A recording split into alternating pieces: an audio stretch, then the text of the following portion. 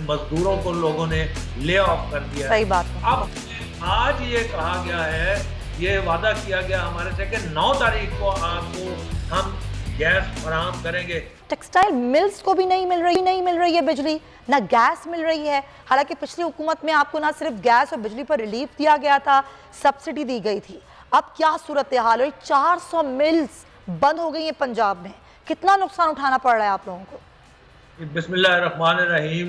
मैं थोड़ा सा आपको बैकग्राउंड दे दूं कि ये पिछले 2 साल में हमने जो टेक्सटाइल की एक्सपोर्ट है वो $13.5 अरब से हम $19.5 अरब पे ले गए। ये रिकॉर्ड ग्रोथ हो रही थी साउथ एशियन रीजन में। कोविड के बाद ये रिकॉर्ड ग्रोथ, और किसी मुल्क ने इतना नहीं की। इसके पीछे वजूहात ये थी कि हमें रीजनली कंपेटिटिव एनर्जी टैरिफ हुकूमत ने दिया था और इनएक्सपेंसिव फाइनेंस भी हमें दिया था, जिससे हमारी बहुत सी फैक्ट्रियां लगी। $5 अरब की जो है नई फैक्ट्रियां लग गई।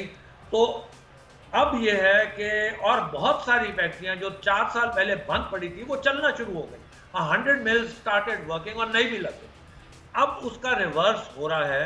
ये पिछले 8 दिन से पहली तारीख से 6 दिन हो गए हैं, हमारी जो कैप्टिव पावर जनरेशन को जो हमारी बिजली गैस मिल रही थी वो मिलनी बंद हो गई है।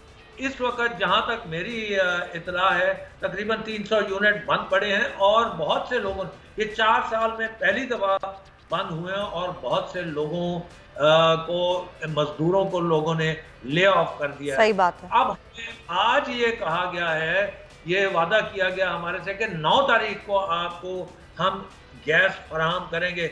अच्छा, ये 9 तारीख पे आगे ईद की छुट्टियां आ जाएंगी।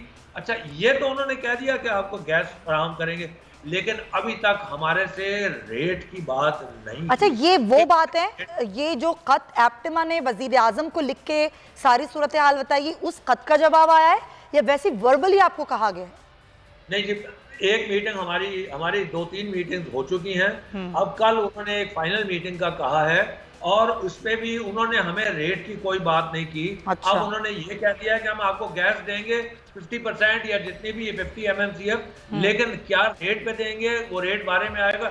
मैं यहाँ पे आपको एक बात बता दूं कि पिछले बहुत सालों से because of the article 158 and the 18th amendment हम लोग पंजाब में क्योंकि गैस नहीं मिलती, हम सिंध से डबल रेट दे रहे हैं।